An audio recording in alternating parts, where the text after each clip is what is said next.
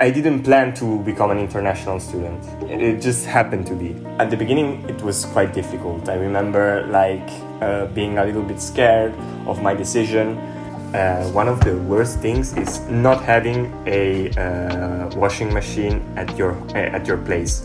And then I remember being stuck outside, and there was like snow and ice on the ground. And I had this moment where I thought like, okay, what am I gonna do now? The care for the student is the first thing, and I really felt it when I was there. Unlock new strategies to solve problems and to see the world, actually. So I never bought bread, for example. I always got it for free from the supermarkets. It blows my mind every single time that I learn this stuff. But it takes time, and I'm not very patient.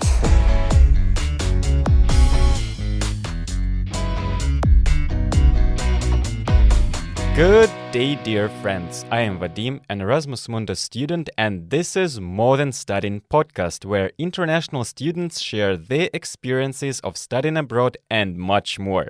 I hope the stories collected in this podcast are not only helpful, but also inspiring. Remember, what we did, you can also do. Just give it a try. Today my guest is Francesco. He is from Italy. He is now doing an Erasmus Mundus program of nanoscience and nanotechnology in Catholic University of Leuven. And for the second year, he is going to study in Grenoble, France. Hi Francesco, how are you doing? Hi Vadim, I'm doing good.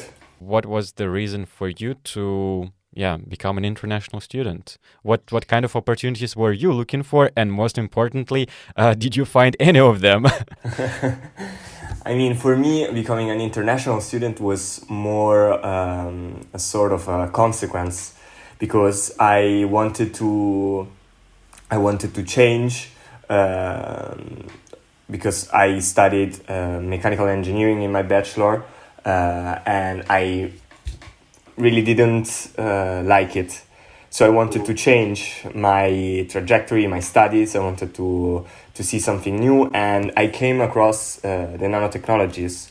At the beginning, I planned to stay in Italy, in Rome, to pursue these studies, but then somehow, I don't even remember how, but I was just looking on the internet, some sites about the European Union, and I saw this program, this Erasmus Mundus, and I remember going through the website, and I felt, enthusiastic about it. I was a little bit scared when I sent the application, because it was the first time for me going abroad, living on my own.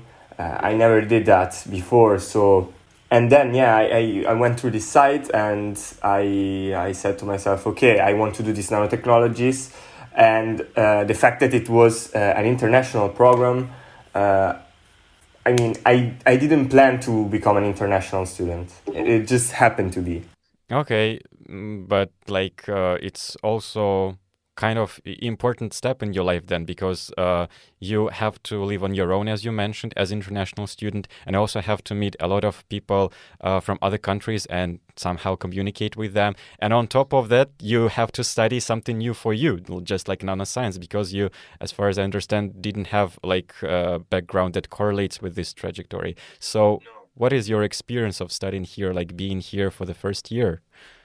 So wow, that's quite a lot to answer. But so when I first arrived, I was kind of in a state of euphoria. I mean, I was living on my own, and I felt from the first moment I had a good attitude towards it.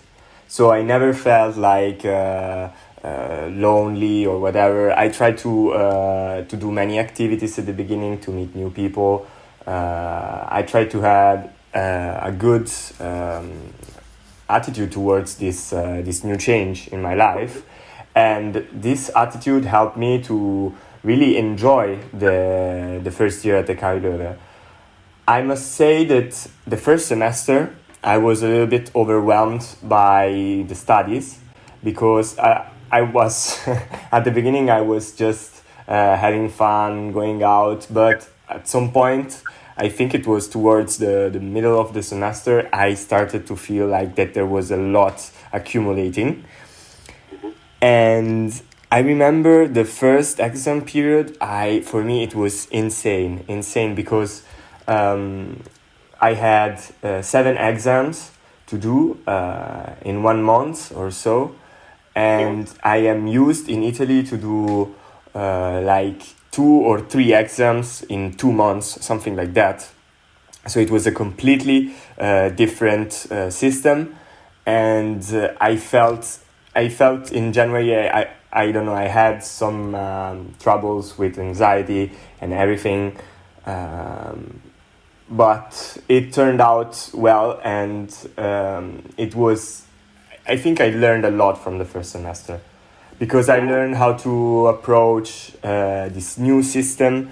And I have to say that the second semester, I didn't really went out that much as I did in the first semester. I didn't really do that many activities, but I focused more on the studies, because I knew what what could happen. That makes sense. But also, you said that this is your first time living on your own, right? What was the main challenge or in adjusting your routine here? Yeah, maybe something that you never thought when you were living with your family, and now you are on your own. You're like, oh, wait a minute, you actually have to think about it. You actually have to care about all these things. And how did you manage to cope with all of these challenges? So also, when I was living with my parents, I was always helping at home. So I already knew how to wash my clothes. I was already used to doing the dishes and everything. But I feel like the one of the worst things is not having a washing machine at your place, but having to go to a laundromat. That is very annoying. I hated doing that, but not because I hated doing washing my clothes, but the fact that you have to go out, take your clothes with you, then you start the washing machine, and it's not that it takes that much time that you can go doing something else. So you have to stay somewhere near to this laundromat, and then you have to dry your clothes as well, and it's also very expensive. That was, I think, one of the worst things that I experienced in Leuven. And in fact, now that I'm moving to Grenoble, I found an apartment with a washing machine in it. Searching for an apartment for the first time, you really don't know what you should look out for. So I feel like the apartment that I had, I had a room in Leuven.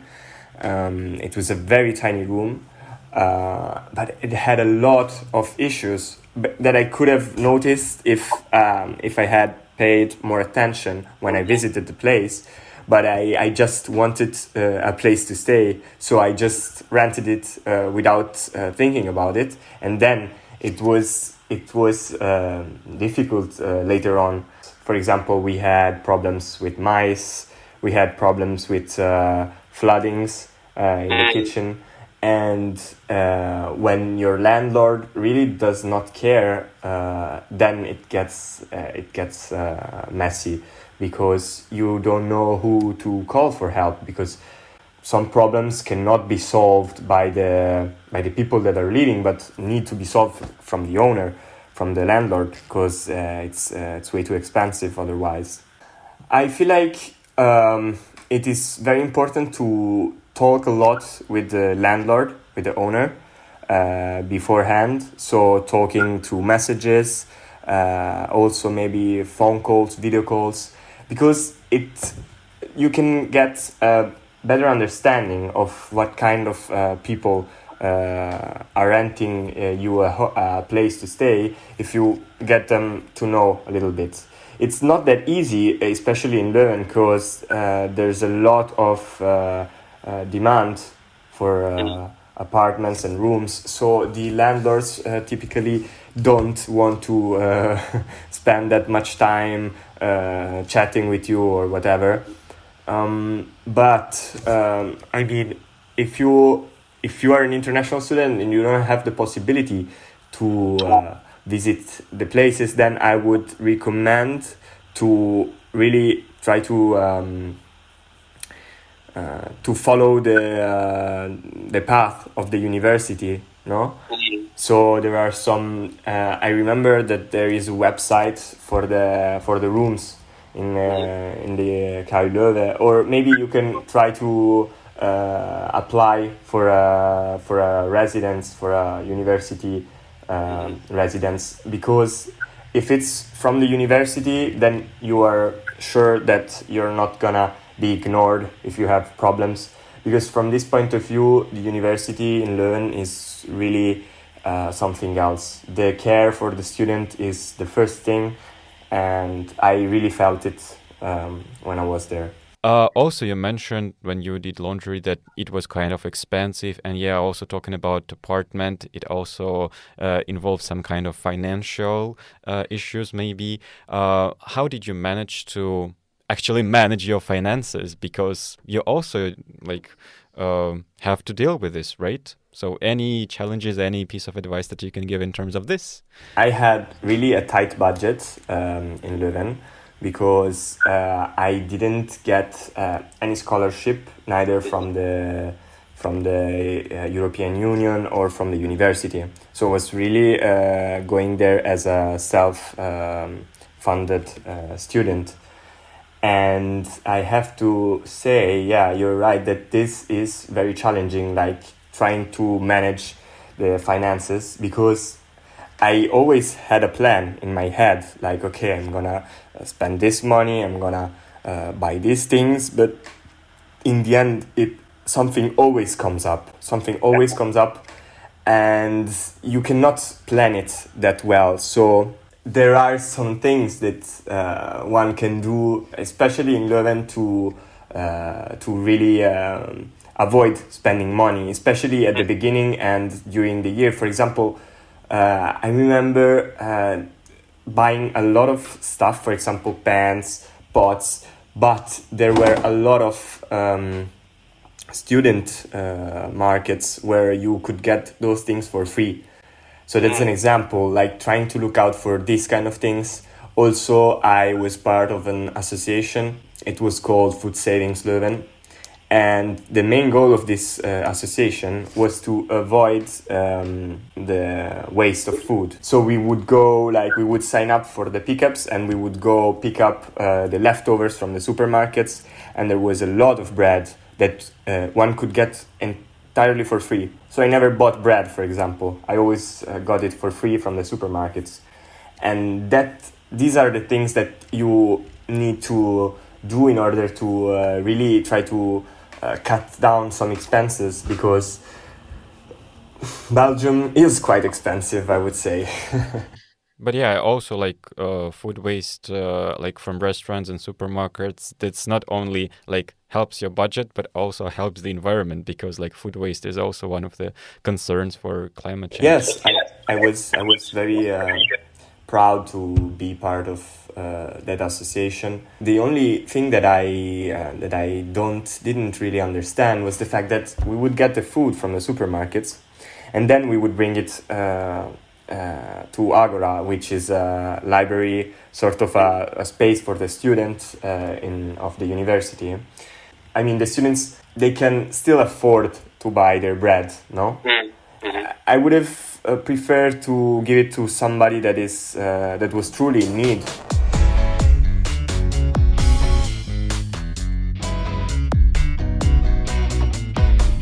What about actually, making new friends, or I don't know, just living in a new country, because you lived in Italy, that with your family, with your friends, surrounded by people with who you can communicate quite easily. And here you have to speak in English. That's the first thing. And then you also didn't really know these people as well. So what was your experience of making new friends? Because I'm quite a shy person, I would say. So at the beginning, I was really forcing myself to do this. And I kind of changed my perception a little bit about it. I feel like I needed this kind of experience to realize some things about people, about how one lives, how one considers the concept of friendship. Making new friends is actually quite easy, I would say. The problem is for me when making new friends is that it is difficult to achieve such a level of confidence, because friendships are something that are built upon experiences together, and it is something that is layered, no? With my old friends, I want to have that with other people, no? Like, this kind of friendship, but it takes time, and I'm not very patient. No, okay, but like also you're still staying in Europe, so it's not an issue for you to go home like whenever you want and like meet with your friends and stay like and be still connected with people. Also have video calls and etc. So do you really need a very close friendship when you are studying abroad, or you should probably focus on your studying? No, I would say that having close friendships, tight relationships, is quite necessary for me. It's something that I care about my studies and everything. I care about my future, but I don't think I could make it on my own, so to say. I still have contact with my friends. We do video calls almost every day, but it's not the same thing. Like, really having someone in front of you with which you can talk, with which you can do sports, with which you can do all sorts of things, rather than someone who you just call, Okay. Yeah, what kind of activities then did you do here with your friends? New friends? So, we used to go out a lot, playing, for example, board games, or we would like to, for example, have dinner together, cook together. In the first semester, I met this person, this friend of mine, and we would do a lot of sports together. We would go to the park and work out.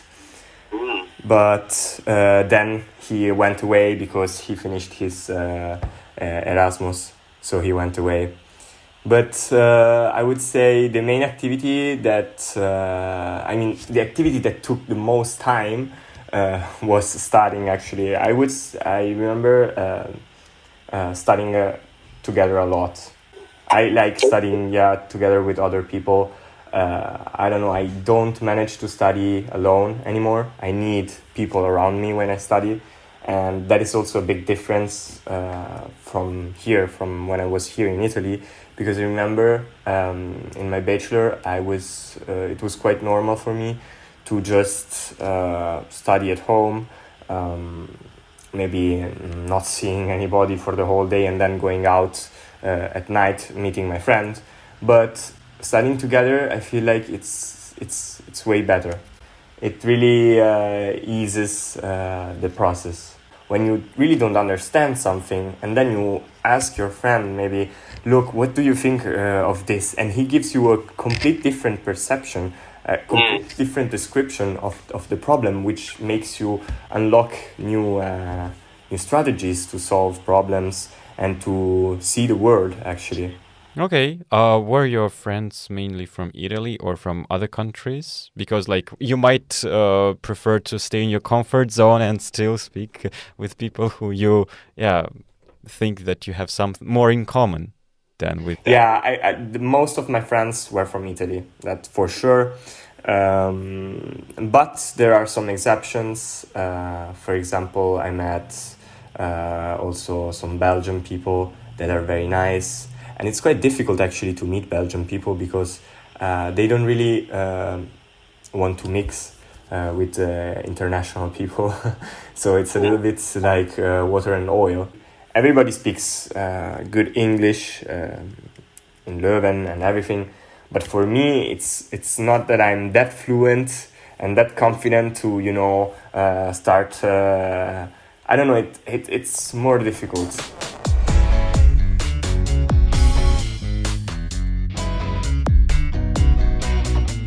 But what about like your personal hobbies? Did you bring something from your life in Italy, or I don't know, like new hobbies that you discovered here? So yeah, I don't know. When I was here in Italy, I didn't have that many hobbies. I really like doing sports. So playing football, for example, or any sorts of sports that you can do with friends. When I arrived in Leuven, I kind of wanted to, I don't know, try something new.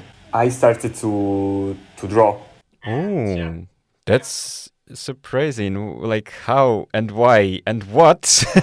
I don't know, because it's something that I never was good at drawing, and I'm not good at drawing, not even right now.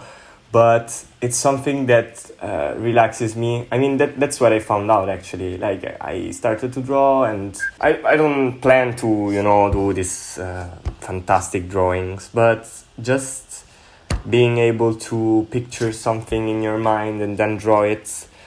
If I manage to arrive at that level of skill, then I'm happy, because it's really something that amazes me when people are good at drawing, and you see that they can represent, for example, landscapes or faces or whatever they want to draw. No. Yeah, I think that's a good actually way to express yourself, your emotions or whatever, and also like a good way of meditation, like to also shift your focus from exams to something more creative. Yeah, during the exam period, I didn't manage to draw that much because I was constantly studying, and then when I got home, I felt so tired that I was like, no, I cannot put myself to draw. I would just watch a movie or something. Actually, this is very important. I mean, you need to be also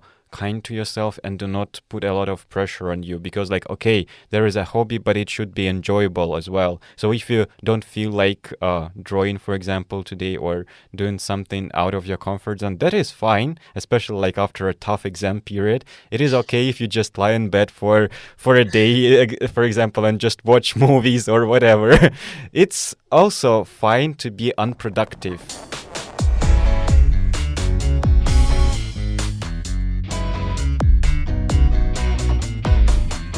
What about your studying trajectory? Because you said that you have chosen nanomaterials, nanoscience, nanotechnology consciously, like you had a very good motivation for it. Why did you find this field of research so attractive? I don't know. I always thought of the nanotechnologies like something like so tiny, so small in size, that does a simple function, and then it lets you see an effect on a macroscopic scale.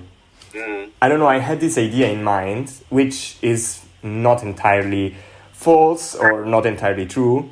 And so I don't know, I just went for it. And when I arrived in Leuven, I was captured by the quantum computing world.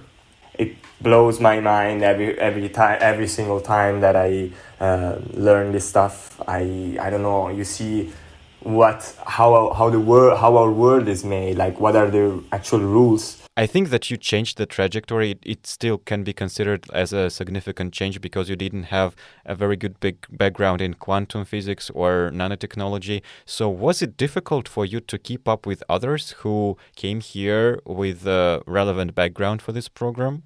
I don't know, I put myself to work. So at the beginning I really was lost. I remember going to the lectures, and I couldn't understand anything, any single thing, because I didn't even know what for example, what a transistor is, and for our like course, for our studies, it's like it comes out so many times, and I didn't know how it worked. So at the beginning, it was quite difficult. I remember being a little bit scared of my decision. But then after the first examination period, I kind of, I don't know, because I didn't have any retake. So I said to myself, okay, it was difficult, but putting that much effort in it worked. Now I felt a little bit more sure about myself after the first examination period.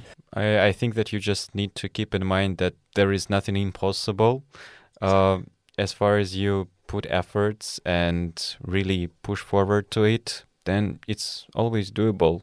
Do you think in general that this experience, I mean international experience, changed you in some way?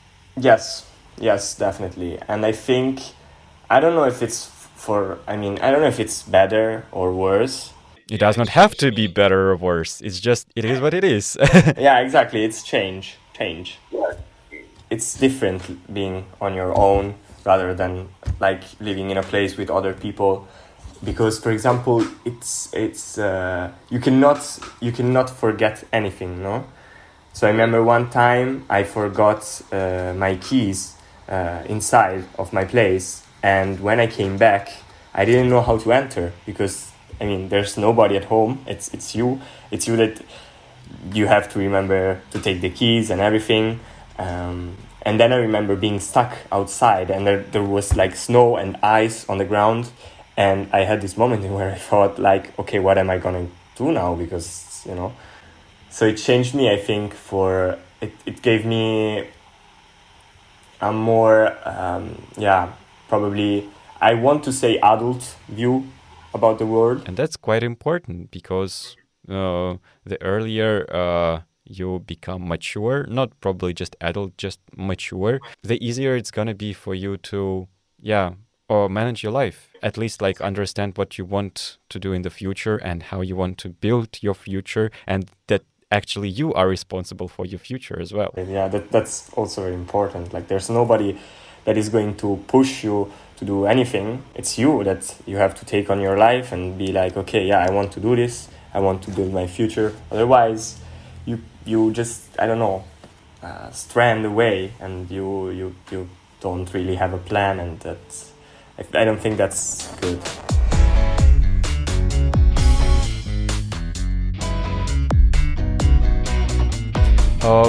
Wrapping up this interview, what kind of advice can you give to our listeners, to international students, or to people who are just thinking about becoming an international student?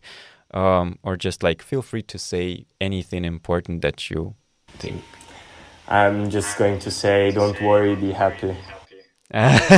Why should not you worry? Actually, like if you worry, that like it's good if you worry. It means that you are not indifferent to it, and the more you worry, the more like issues you can take into account and like prevent some situations that like you don't want to happen. But I think that there should be just like a balance between worries and like joy and calmness, because like of course you are going to another country, there is going to be so many difficulties on your way, and the more prepared you are, the better.